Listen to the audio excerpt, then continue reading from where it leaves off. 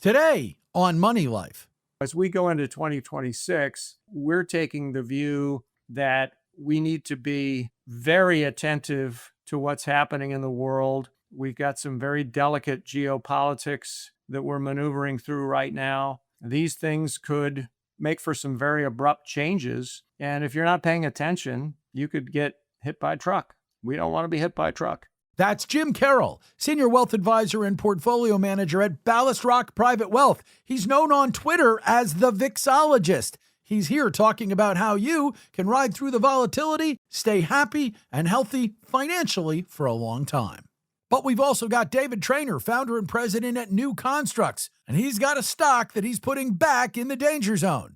And in the market call, Charlie Bobrinskoy, Vice Chairman, Head of the Investment Group and Portfolio Manager at Ariel Investments, talks focused value investing. Plus, I will let you know how cash or candy, trade or treat, turned out on Halloween night at my house. Hey, Fatso, let's go! I'm not doing this for my health! Well, I give away candy because that'll be better for my health. And by the way, I'm not quite as fat as I was, but I don't mind being called Fatso if that's what it takes to get us going. Welcome to Money Life. As we start November, this is the show for November the 3rd, and I really need to date the shows right now because many of you are as frustrated as we are that the show has not been showing up in one of the prime places it should be showing up, that being Apple Podcasts. The last 3 shows from last week were properly posted. You could find them in our archives, yet they did not show up for most people on Apple Podcasts. It was very weird. They showed up in the one on my desktop, but they had all these coding errors and some things that I've never seen before. They did not, however, show up in my app on my phone. They did not show up in Apple Podcasts. And frankly, we're upset about it.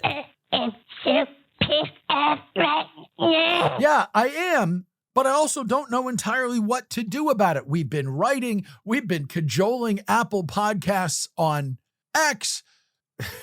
We're doing the things that we can do. And in the past, when we'd have a show that didn't show up, we'd post the next one and like, oh, that broke the logjam. But now they're just stacking up. And frankly, so is our anger. I'm as mad as hell, and I'm not going to take this anymore. Well, look, we have to take it. We have to keep dealing with them. They are our biggest platform. Trust me, we hate the fact that this is killing our numbers along with everything else. But you don't have to take it. You can find our show in other ways. So, A, go to moneylifeshow.libsyn.com.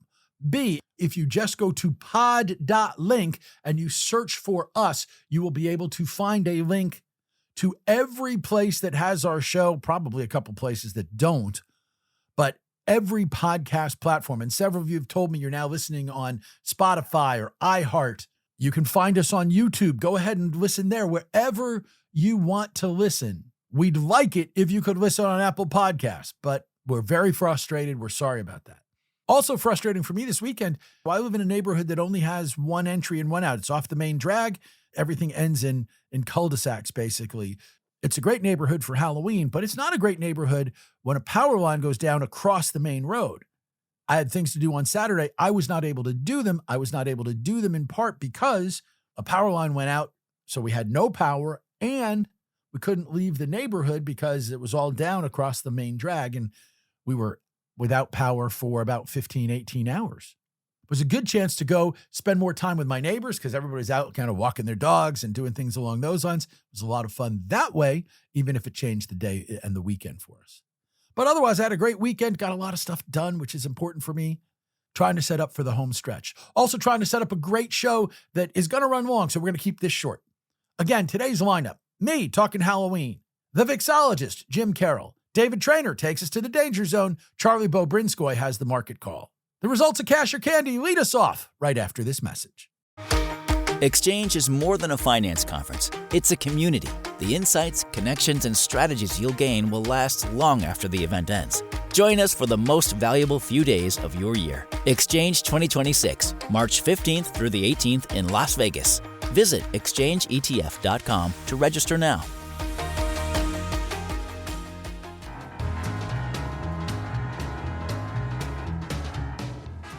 Welcome back to Money Life, where I wanted to update you on how Halloween turned out at my house. Now, For most people, that's not something you really need to update. It's like, hey, did we buy too much candy? Did we not buy not enough?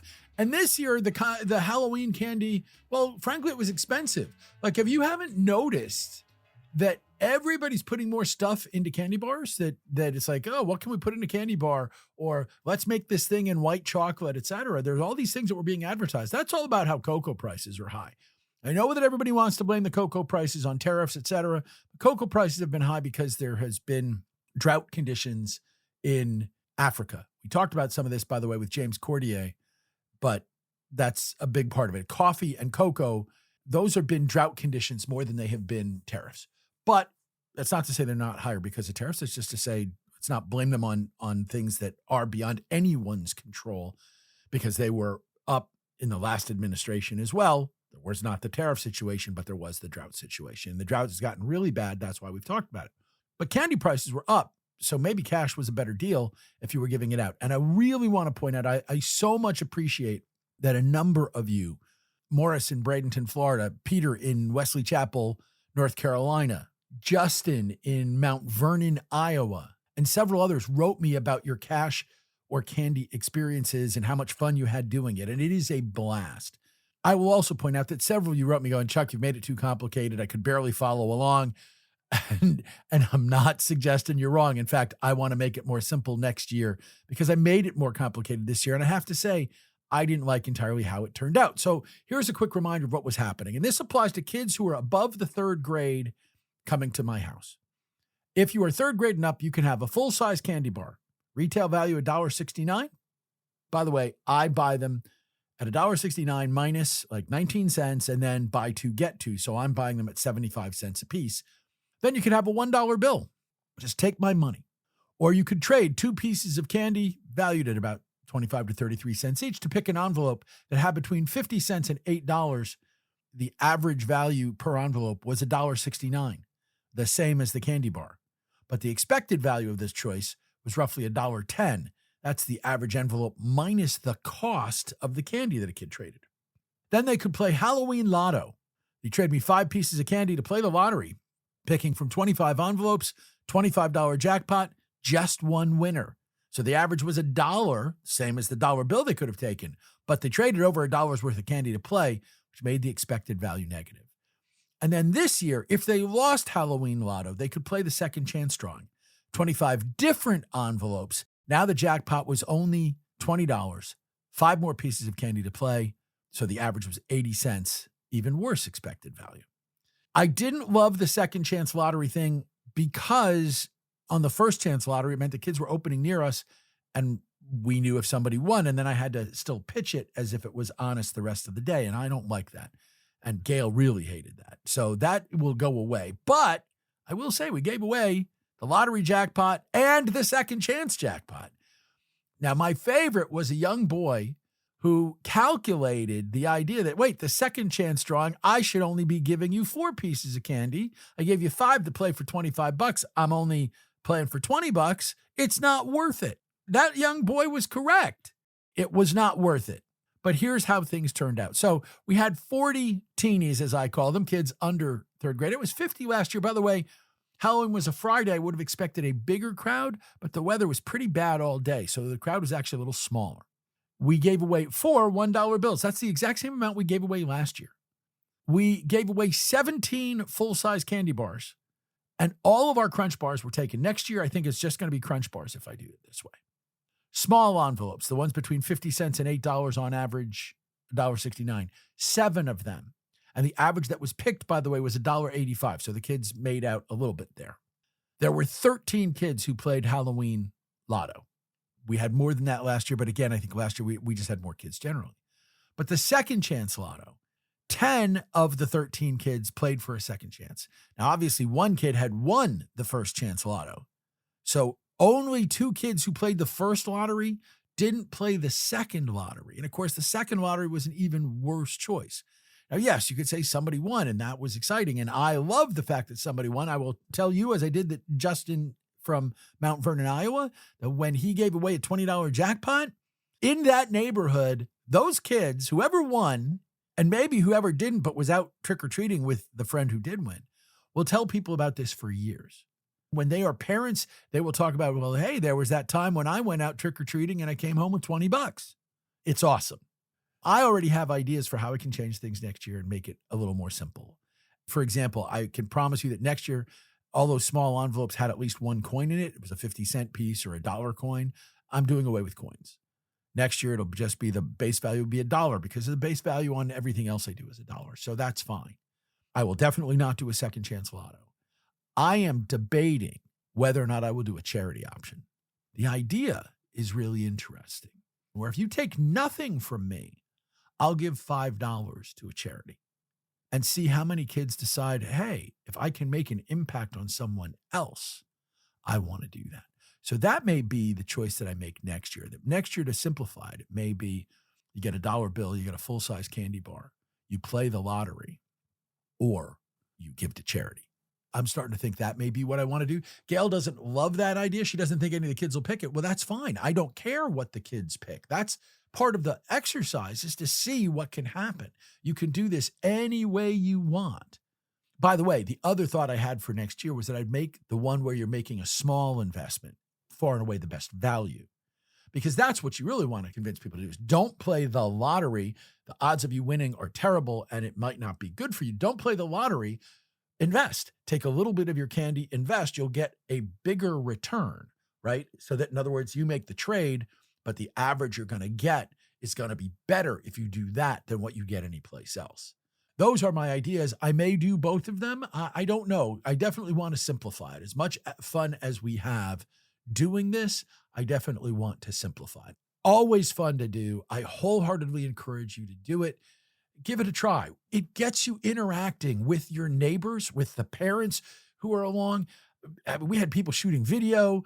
The kids engage. The kids run off and tell their other friends, here's what's going. They want to come back and do it. That's why we tried the second chance, because kids have asked us for years for a second chance. I can't encourage you to do it enough. And by the way, for as much as you think, oh, this is super expensive, it's not exceptionally expensive. And I, of course, am trading the candy off. The funny side is that you get a chance to see what your neighbors are giving for candy. And sometimes you're a little surprised.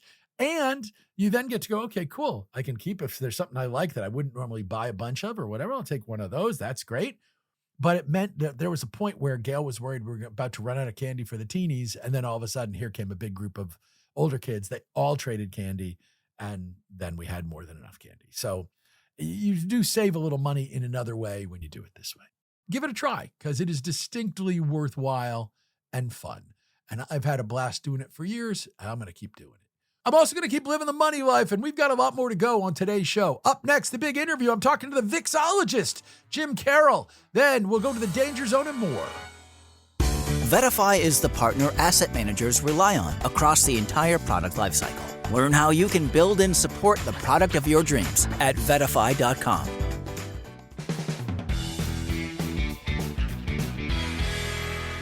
Welcome to the big interview on the November 3rd edition of Money Life. Joining me now, Jim Carroll. He is Senior Wealth Advisor and Portfolio Manager at Ballast Rock Private Wealth. If you want to learn more about the firm, ballastrockpw.com. If you want to learn more about Jim, well, you know we don't spend a lot of time talking about Twitter and X. Like, I asked you guys, did you want me to spend time giving handles out? And you said no, just stick them on the guest page, and we'll go find them if we want them. Well, I can't do that with Jim, because he is on X as the Vixologist, VIX, as in the volatility index. He is the Vixologist, and he's worth following if you're going to be on X doing all this stuff that you might do there. So he's a portfolio manager who uses volatility strategies, momentum strategies, etc. Again, if you want to learn more about the firm, ballastrockpw.com. Right now, you'll learn about what he's thinking. Jim Carroll, welcome to Money Life. Thank you, Chuck. Great to be here. When it comes to this market, we've got a market that has gotten to record highs. I've got plenty of people telling me how overvalued it is, how it can't go on forever, but it can go on for a long time before things finally wind up changing. But for you, because you're looking at different indicators, what are those indicators telling you right now? I mean, how nervous are you, and how nervous is the market? Because we haven't had terrible volatility, but I know a few people who think it's coming. Well, Chuck, I don't know whether it's the good news or the bad news, but I don't get nervous. I spend too much time talking to investors and trying to assist them in managing their nerves, right? We have clients who have substantial net worth and they have different exposures to investments. Part of our job is to try to help them stay on task and be comfortable with the portfolio that we've put together. We do watch the market very carefully. I watch the market extremely carefully. And Trump 2.0 has not failed to live up to expectations that he might make volatility great again. In his first term, there was actually a hat. There was a version of the MAGA hat that said, "Make volatility great again." It's a limited edition. I don't even have one. But we experienced some of that in Trump 1.0, and we're certainly experiencing another bout of that in Trump 2.0, with the tariff tantrum in April being the highlight so far. For as much as, yes, I think we were expecting volatility to happen, you couldn't talk to people about tariffs without them saying, oh, trouble's coming. Everyone was forecasting recession back in April. What everyone was saying was, okay, well, first we'll get through the things like the tariffs that are bad for the economy. And then we'll get to the lower regulation that'll be good for the economy. And I've heard more than a few people tell that story. But if we didn't get all of the negative effects of the tariffs, should we expect to get all of the positive effects that people were talking about with deregulation? Or is this market just going to defy common expectations regardless? There are so many cross currents and so many possibilities that it can be a little mind numbing. And I think one of the challenges is to avoid getting into the prediction game, stick with a portfolio and a strategy that has some resilience to whatever might happen. And I think also not being dogmatic about portfolio positioning as developments give us a better sense of the longer term direction. We just don't know. We're still fussing around with what the tariffs are going to be. We're still fussing around with the impact of AI on the job force. We're still fussing around with how much money is going to be spent building data centers and whether this is the same or different from the dot-com collapse. So I think it's a great time to just calm down, look at the full scope of investment opportunities, and try to build some resilience into portfolios so that whatever comes, we're not completely shocked and forced to do something stupid. Frankly, not to put too fine a point on it, buy and hold on a basic index fund has always worked out for people. That's not to say it always will, but if your time horizon is long enough, you're going to be just fine over time. Why is that not good enough? As you point out, you've got clients, you've got folks who are worried about this. Why is that not good enough? Because I cannot imagine that they are paying you for your advice and you go back and go, yeah, no, just buckle up.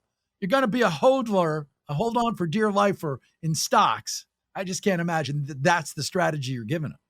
And it really depends on the client. What I say to people is, look, if you're 25 years old, you've got your job, you're saving money every month, then, a low cost index strategy, a buy and hold for the duration will work out with one caveat. You can't look at your statement because there will be gyrations. There will be things happening in the world that will cause you to think, oh my gosh, this buy and hold thing is not going to work. The reality is that you look back over any long time span, if you're 25 and you want to retire when you're 65, whatever that retirement means anymore, that's 40 years. And if you look over any 40-year time frame, buy and hold index strategy came out way ahead. So it really is a function of who are you? How old are you? What is your risk tolerance? Can you really go about your daily life and not worry about, what your statement says this month? The reality is that most people can't do that, or they started too late putting money away. And so they do need a slightly different approach, a more managed approach, a more broadly diversified portfolio to help them weather the inevitable storms, however severe they might be.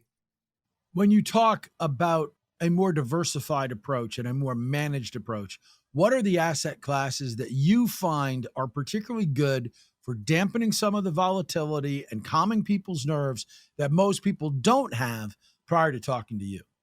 Well, we have from the beginning, which is not that long ago. Ballast Rock Private Wealth is 3 years old, but I like to say we're grizzled Wall Street refugees. We all moved south, so I sometimes refer to us as the new carpetbaggers. We are familiar with the full range of investment opportunities, whether those be stocks and bonds. Commodities show up on the list of things that are potential diversifiers. Gold's been fantastic. My clients have gold in their portfolios. But we also have embraced the alternative asset categories, private equity, private credit, hedge funds, infrastructure investments, private real estate. We really do have a full range of things, even as esoteric as catastrophic insurance bonds. There are a whole lot of things that we can bring to a portfolio that not only just add to the mix, but really do behave differently in different circumstances. So it used to be that, 60-40, set it and forget it. People forgot that bonds and stocks are not always inversely correlated. 2022 happened, and people woke up and found out that the stocks in their portfolio were going down and the bonds were too. Hey, wait a minute, Jim, that's not supposed to happen. Well, that's why we diversify more broadly than just stocks and bonds, because these things will happen. It's just that most advisors started in the business after the global financial crisis. They don't even know what happened then. So I think working with people who have lived through several cycles and recognize the possibilities is important. Given that you're doing things like gold, how much of it now is more about rebalancing and sticking with your asset allocation than it is once you've gotten them to expand their portfolios and go in those directions? I mean, on the one hand, it's never a bad time to rebalance. On the other hand, you don't want to be rebalancing so often or anytime you get nervous, because that's just another way of giving into the volatility, right? Yeah, and rebalancing can be very important. It can add, return to a portfolio over any reasonable time frame. It has its own challenges, right? Because you're typically rebalancing out of something that's done really well. Jim, why do we want to sell that to buy some of this other stuff that hasn't been working? So there can be some challenges around enforcing the rebalancing discipline, but it inevitably makes sense. I think the other thing that we try to do is work with clients. Rebalancing can also create tax leakage in a portfolio. So one of the things we try to do is work with clients not only on asset allocation, but asset location, using retirement accounts to hold the less tax efficient pieces of a portfolio. There are other structures like life insurance portfolios that we can structure that will help with the tax burden. So it's not just the investments, it's where you put them, it's how you manage them, and addressing things like taxes, because frankly, that's one of the biggest detractors from investing for most people, is taking care of the tax leakage. Assuming that things don't have some sort of a blow up or what have you, we will finish 2025 with our third consecutive year of double-digit returns and pretty smooth sailing. But how long can we go where this happens? Because 4 years of double digits doesn't happen too often. Like, it's way out the oddity scale. So can we expect that? Because again, it's not like something has to happen. It just feels like it kind of should happen. And even if something does happen, it doesn't have to be violent, right? One perspective on market corrections is that they can happen either in price or in time. right? So rather than going down 20%, we could go through a period where we just go sideways for a period of time. And again, that underscores the importance of diversification, not just being, hey, Jim, I've got the S&P 500. I own 500 different stocks. I'm diversified, but really challenging yourself to think more broadly and think more deeply about how to structure that portfolio. Is there something that you see coming that's going to be a change from where you're at now as we go through a rate cut cycle? We see what's happening, continue with inflation. We wind up seeing if the market can continue to make new highs. We see if Europe and international stocks are all driven by currency rather than valuation, et cetera. Is there something you have on the horizon to make it work? One of the things, or a couple of the things that, we've already been doing that we would expect may continue in 2026 is, for the last, call it 10 years, you needed to own large cap growth stocks because if you didn't, you got fired. There's no question that large cap growth stocks are carrying elevated valuations. They may grow into those valuations. And so not being there is very painful as an advisor. But, we have seen international stocks outperform this year. And so our allocations have embraced that. We have seen the precious metals complex begin to outperform. How much of that is just central banks? How much of that is currencies? I don't think you need to micromanage the underlying rationale. Look at the price action and incorporate that into your portfolios. That's, one of the things that I bring to our party is constant assessment of what's working now. And should we modify our portfolios to add some of what's working now? That's the whole momentum concept. It can be challenging. Not everybody wants to play that game, but at least we can talk about it. I think most advisors can't even talk about it. So as we go into 2026, we're taking the view that we need to be very attentive to what's happening in the world. We've got some very delicate geopolitics that we're maneuvering through right now. These things could make for some very abrupt changes. And if you're not paying attention, you could get hit by a truck. We don't want to be hit by a truck. Yeah, we don't want to either.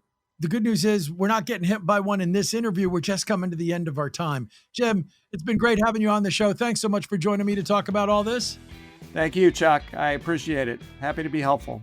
That's Jim Carroll. He's the Vixologist, at Vixologist on Twitter, but he's Senior Wealth Advisor and Portfolio Manager at Ballast Rock Private Wealth, which you can learn about online at ballastrockpw.com. Well, if you don't want volatility, maybe you should leave now, because up next, we're heading to the baddest biker bar in the investment world. We're going to the Danger Zone with David Traynor, and then later, we'll talk stocks with Charlie Bobrinskoy from Ariel. Oh yeah, we're living the money life, and we're back at it in just a moment.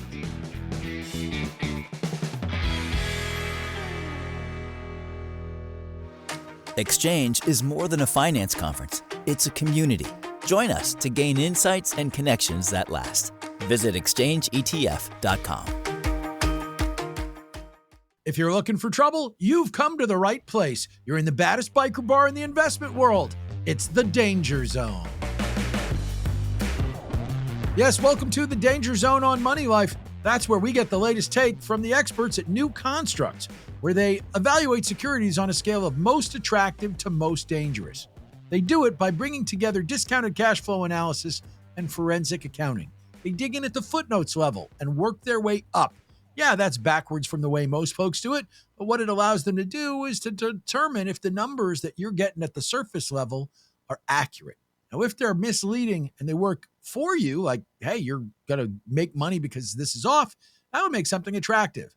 But if they're working against you, that makes something dangerous. You can learn more about how it all works by going to newconstructs.com. David Traynor is founder and president at New Constructs. David, great to have you back on Money Life. It is good to be back, Chuck. Thank you. Who's in the danger zone this week? Neo. Danger, danger. NIO. It's ticker symbol NIO. This is not its first rodeo. It was in the danger zone previously, so why is it back and under the microscope again now? Well, there's been a lot of hype, here recently. The stocks come up over the summer and into the fall a good bit because, their deliveries are up and they're selling more cars. The problem is those incremental sales growth is a drop in the bucket of what's implied by the stock price, and the company is significantly competitively disadvantaged compared to other Chinese EV makers and charger providers, and it's burning a lot of cash. It's almost a zombie stock, and we think investors should just look at this recent run up as a head fake, and if they've made any money on it, get out, but they should continue to avoid regardless. Now, this is a message that we've gotten on a bunch of stocks, but particularly you have been sour on the EV makers. Rivian, been in the danger zone multiple times. Tesla, where the stock has defied gravity and the forces you say should be working on it for a long time. Is this just the problem of the EV industry that functionally this is the modern day of the stuff that none of us remember because we weren't around when Ford and GM were becoming dominant forces, but all these other guys were making cars and they all went basically out of business except for one or two?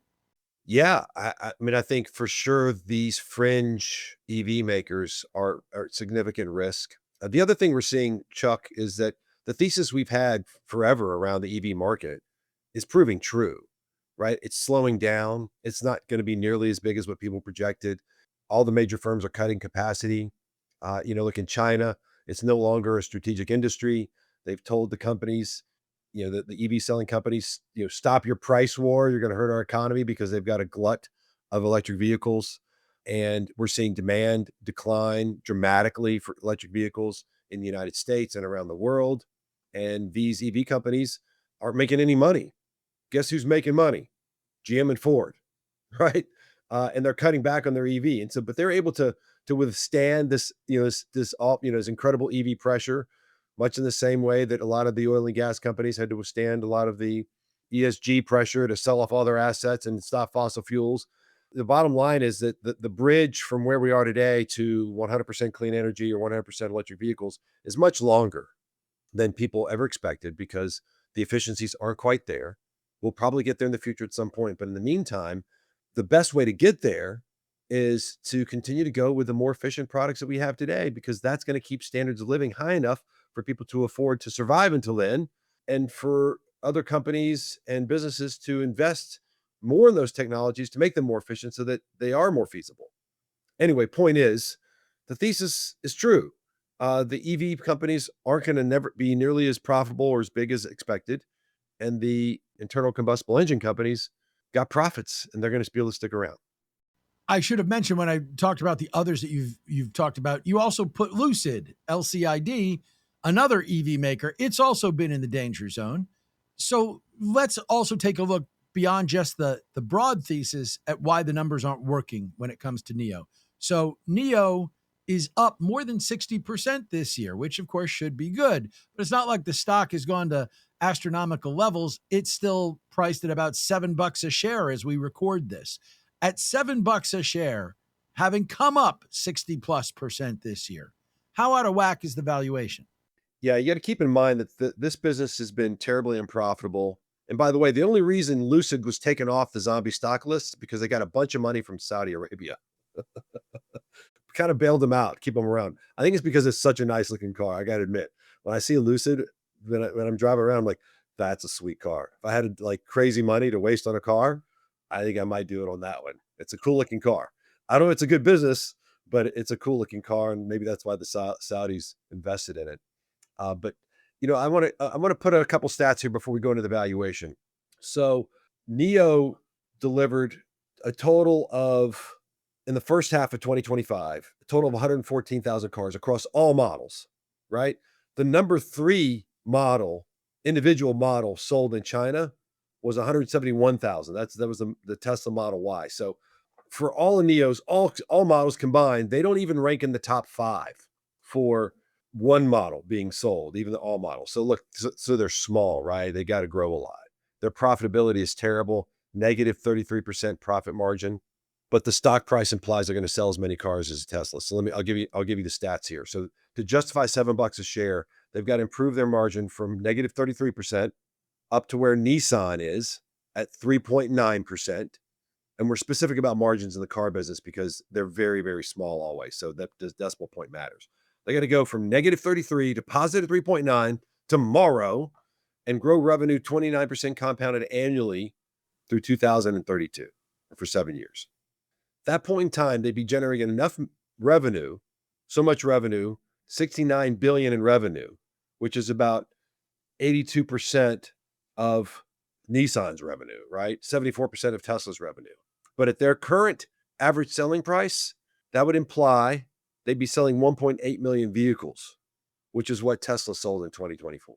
Compares again, Chuck, to that number I told you before, 114,000. Well, let's say 228,000 if you double what they did in the first half of this year. And let's say you triple it, right? And we say 342,000 compared to what the market expects at 1.8 million. It's an enormous amount of growth while also increasing margins in a market where prices are going down, not up. Yeah. And if you lower the margin, it just means they got to grow that many, they got to sell that many more vehicles. You know what I'm saying? Like, so there's no way around the fact the valuation is kind of gross. Yeah. All those numbers, all that talk adds up to this for NIO. That's it. Quickly, is there stupid money risk here, or the other guys are already competing? The technology's not so much better that NIO has a reason, or a NIO investor has a reason to believe that the company will be bought out by somebody. Yeah, it's such a great question. It's excellent to always ask that. And I think this kind of goes back to something we said a long time ago. The super high valuations for all these EV companies may be their undoing. As great as it was for them for a certain amount of time, it may be their undoing because it made them too expensive to be bought a long time ago when the incumbents were building out their own electric vehicle lines. And so I think the answer is that the super money risk here is really low because GM, Volkswagen, Nissan, Toyota, Ford, they've all built out their own. So to buy someone else's seems, when it's struggling as much as it is, why do that? Why do that? I see that as a low probability because they've done it. The incumbents have proven they can sell them. GM, for example, was the fastest growing electric vehicle seller until 2025. So yeah, I don't know. I think it's pretty low. Well, so is the stock price, but on NIO, the stock price should be even lower. That's the analysis here. David, great stuff as always. Thanks so much for joining me. Thank you, Chuck. Good to be with you. Remember, NIO, N-I-O, this week's Danger Zone pick. But if you want to get more information, well, David Traynor is founder and president at New Constructs. Go to newconstructs.com to learn about the most attractive and most dangerous stocks and about everything else that they do at the firm. Up next on Money Life, Charlie Bobrinskoy, vice chairman at Ariel Investments, will be here talking stocks. It's market call time when we come back right after this message. Oh, wow. This is actually pretty dangerous.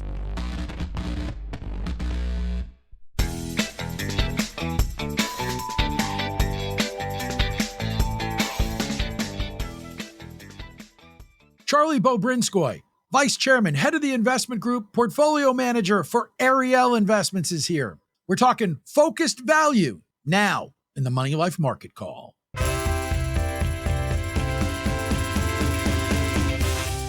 Welcome to the Market Call, the part of the show where we talk with experienced money managers about how they do their job, what they look for that determines their buys and sells, what they see happening broadly on the market, and how they are putting it all together. And returning to the show today, Charlie Bobrinskoy.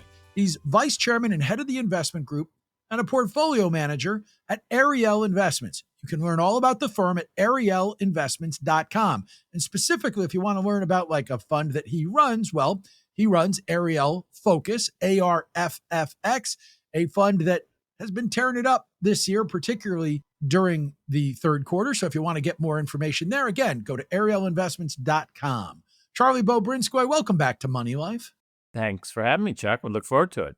We always start with methodology, and I'm not calling you old, but I am saying you're a Buffett-style value investor who's been doing this for a long time. But my audience has recently heard, in fact, in the last week, from two people who claim to be Buffett-style investors, and they weren't doing the exact same thing. And as I said then, and I'll say it again to you, if Warren Buffett were sitting next to me, he might not always recognize the style of people who tell me they're Buffett style investors. So explain what it is that you're looking for and what your variation on Warren Buffett style is. That is a great point, and part of the confusion comes from the fact that Warren Buffett has evolved. He started off as one kind of investor, what some people call a Ben Graham deep value investor, and then he partnered with Charlie Munger, and Charlie pushed him more towards higher growth companies, what's sometimes called growth at a reasonable price, or GARP. So today, Buffett owns names like Apple, which in the old days, Ben Graham would never have owned Apple. So the way we think of it is buying out of favor companies that are trading at a discount to their intrinsic value. Our research process is all about calculating what that intrinsic value is. A loose definition is what a well-informed individual investor would pay for the whole company. We have a methodology to figure out that value based on discounted cash flow and change of control price. And then we compare that to the stock price. And when there's a discount to the intrinsic value, that's a margin of safety. And that is what Warren Buffett emphasizes. The two magic words, margin of safety. If you're buying something at a 40% discount to its intrinsic value, you have a margin of safety. And that's what we're looking for. And that is what Warren Buffett looks for. How much are you finding that in a market that's at record highs, but where it's been kind of a tale of the big versus the small? We've seen so much of the market being carried forward on the shoulders of the biggest names and a lot of names left behind. This is not a rising tide that's lifted all boats.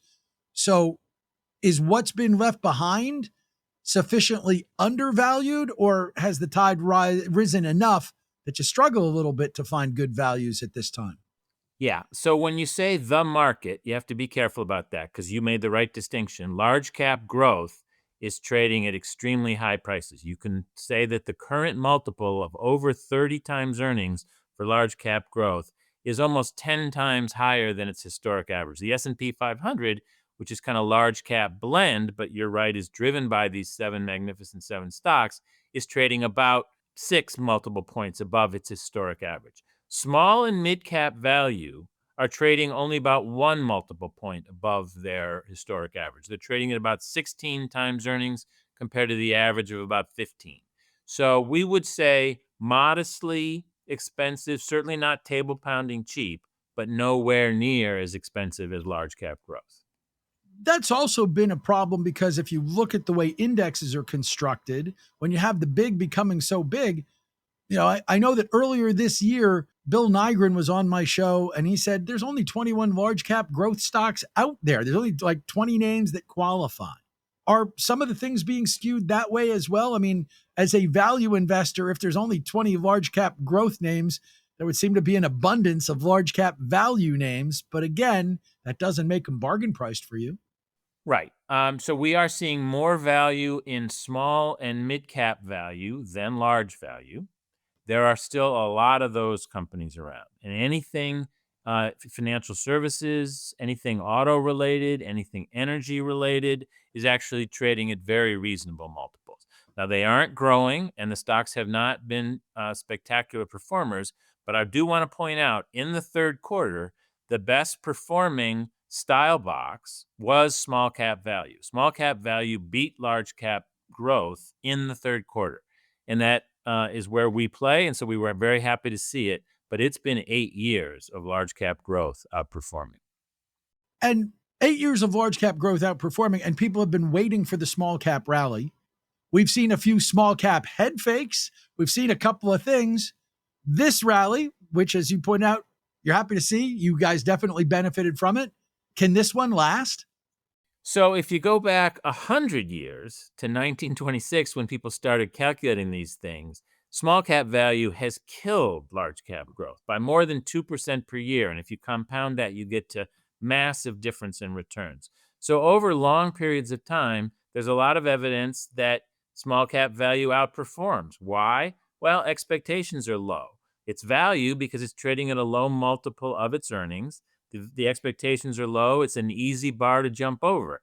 And that we think can happen again, but I want to admit We've been calling for outperformance of small cap value for a number of years, and it hasn't happened. Large cap growth has continued to dominate, which will end at some point, but it's lasted longer than many of us thought possible. So let's dig in a little bit, because you mentioned a couple sectors that you particularly like. Obviously, I would assume if I ask you for a poster child for the methodology, it's probably coming from one or more of those sectors. Right. So in the third quarter, we had some sectors that were very much out of favor where we had some great performance. So housing has been out of favor. And one of our favorite names, I think I may have even talked to you on the last show, was the old Honeywell thermostat company that's now called Residio.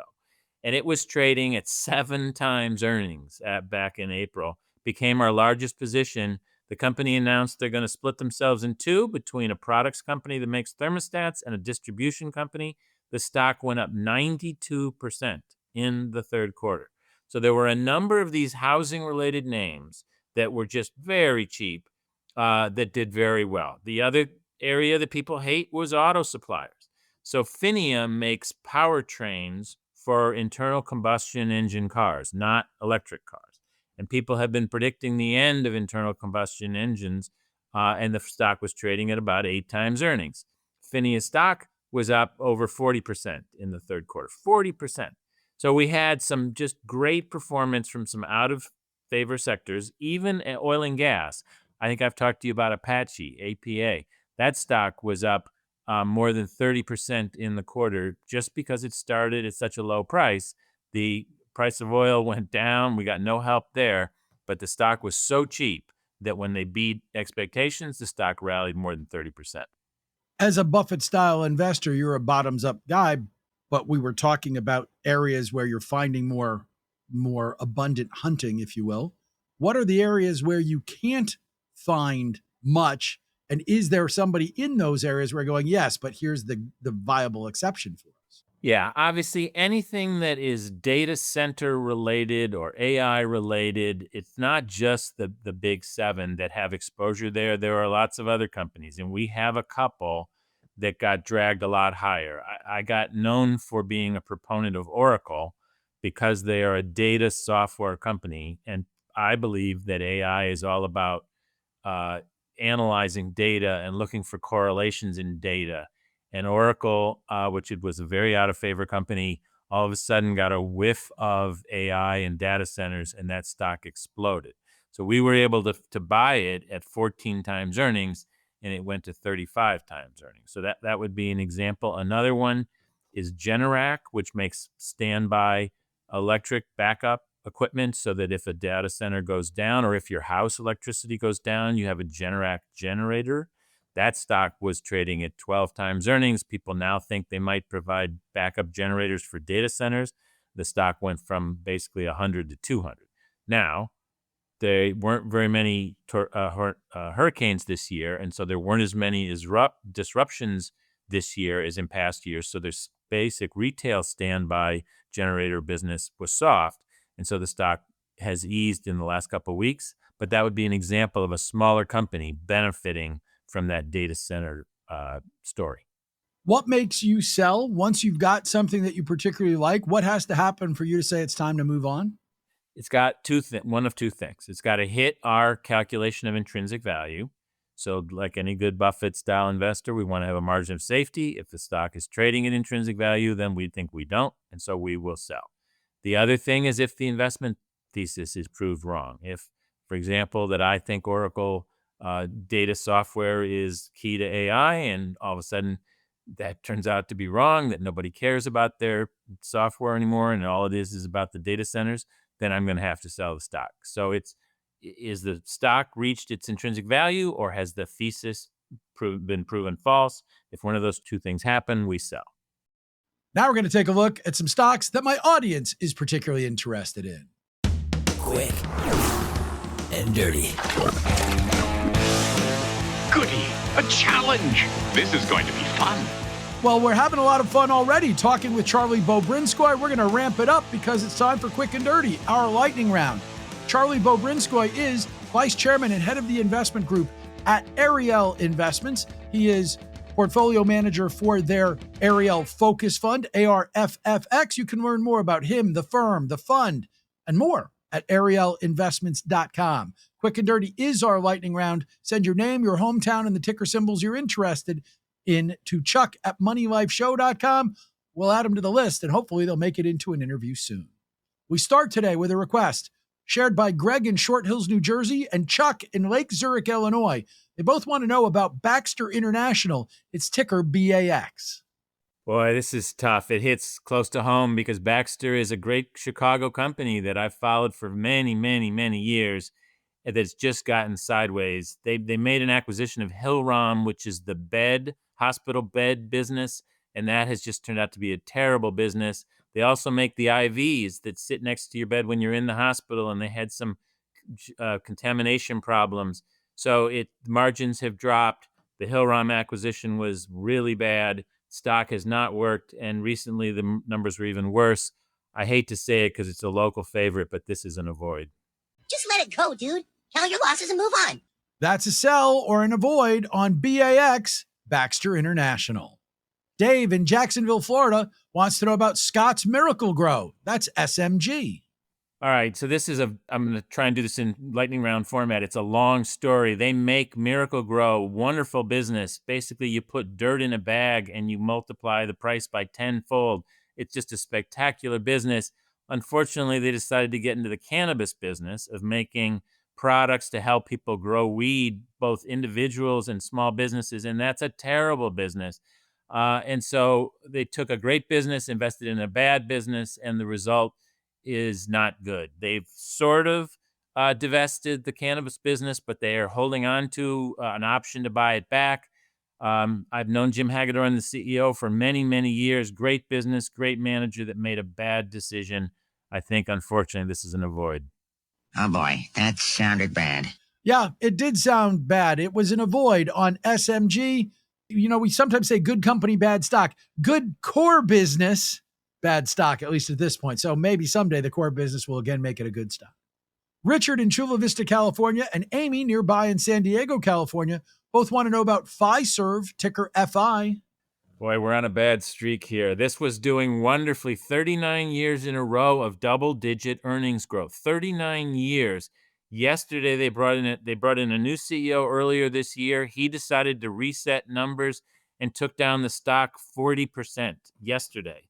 They took down sales guidance from around 10% down to about 3%. And here we are in October. There's just no way that things can fall off a cliff in the last 3 months. This is a business that provides transaction services to banks. The Clover, you probably have seen their products at checkout and taxi cabs and the rest, growing very nicely, but just a horrible, horrible quarter and lowering of expectations, almost an indication that maybe there's accounting troubles. I hate to have 3 bad stocks in a row, but this is another avoid. This looks extraordinarily bad. It sounded extraordinarily bad as well, which is why Fiserv, FI, is a sell or an avoid. Joe in Parker, Colorado is going to try to turn this around for us. He wants to know about Goldman Sachs, GS. You did say you like financial services companies, but you do like the smaller ones. So how do you feel about GS? So I've owned Goldman Sachs for more than 10 years, right after the financial crisis when the stock got down below book. My grandfather taught me a wonderful lesson, which is buy banks at below 1 times book, sell them when they get to 2 times book. Basically, if you can buy a Goldman Sachs for less than book, you're getting all the advisory business for free. This stock has done wonderfully. It's done wonderfully this year. They're making great profits in trading, great profits in IPOs, great profits in M&A. The problem is the stock is now over 2 times earnings. So I'm going to say this is a hold. I do hold it. I own it, but it's just nowhere near as cheap as it was. Great company, fair price. So great company, fair price. Got to wait for something better. I'm just taking my time before making the move. That's a hold on Goldman Sachs, GS. And last, for John in Fort Worth, Texas, it's Goldman Sachs BDC. That's GSBD. Yeah, so this is a business that they set up. It's a separate company that basically makes loans. Think of it this as private credit, making direct loans to below investment grade companies. So they're going to be a higher average interest rate. They're sometimes going to get warrants. It's basically a loan fund.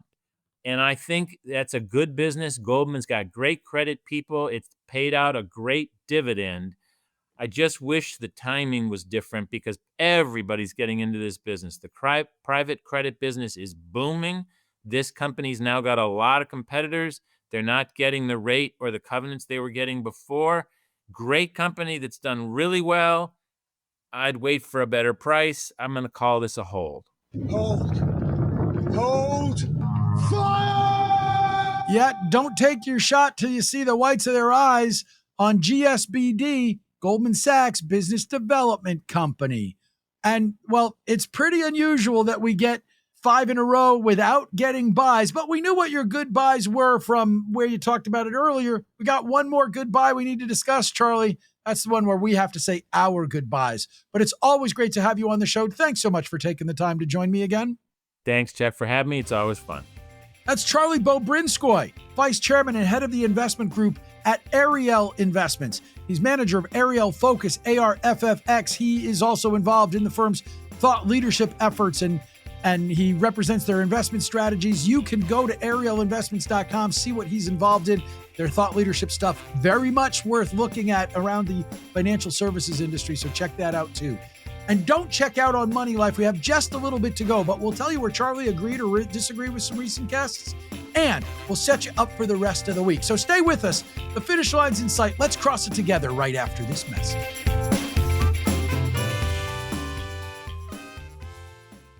Everything an advisor needs in one newsletter. Go to advisorperspectives.com and see why 100,000 advisors are subscribed to our newsletter.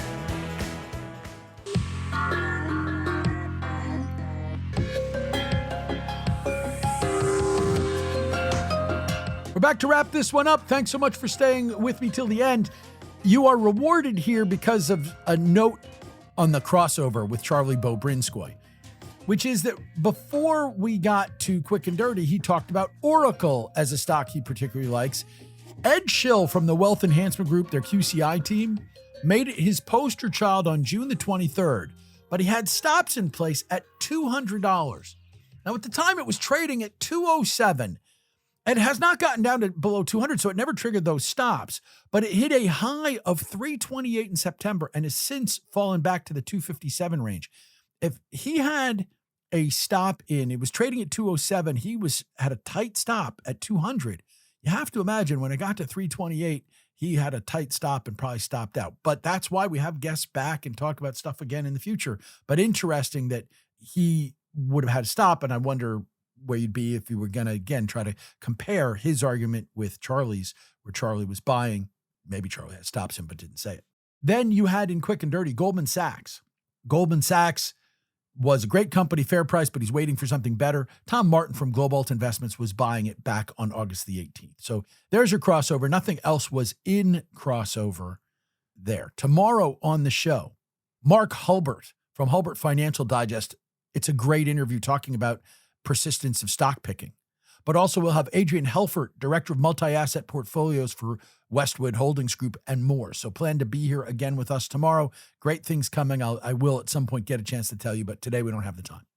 That's because there's a lot of things to celebrate. Actually, only a few, but they're good ones. It's National Housewife's Day. If you've got a housewife in your life, yes, you should be celebrating that, not just today, but every day. It is Give Someone a Dollar Day. I'll buy that for $1. Well, you're not buying it for $1. You're giving someone $1. Maybe they can buy something for $1. It is Job Action Day. Like if you've got to have something on your job, if you're trying to do something today, take action on that job. And it is World Jellyfish Day. And just the mere mention of jellyfish sends me to SpongeBob territory. Remember, licking doorknobs is illegal on other planets. Yeah. On the food front, it's National Sandwich Day. As long as there is a single slice of justice on the deli tray that is goodness, our sandwich of righteousness will always be a low-fat and delicious victory. Yeah, you can have that kind of sandwich. You could also be dealing with other kinds of sandwiches. He is a turd sandwich. Yeah, either way, enjoy your sandwich today. My guests today, I enjoyed them. Jim Carroll, the Vixologist, Senior Wealth Advisor Portfolio Manager at Ballast Rock Private Wealth, ballastrockpw.com. David Trader, of course, from newconstruct.com. And then Charlie Bobrinskoy, Vice Chairman and Head of the Investment Group at Ariel Investments, ArielInvestments.com. Thanks to them. Thanks to Rob Floyd, my producer. Thanks to Maho, my dog. But mostly, thanks to you for being here, because you make this special one worthwhile for me each and every day. The Money Life quote of the day, and it'll be the first couple of days of this week, they'll all be from Jason Zweig in an interview he gave this week last year. And he said, it used to be your stockbroker tried to pick your pocket, and now your stockbroker is in your pocket.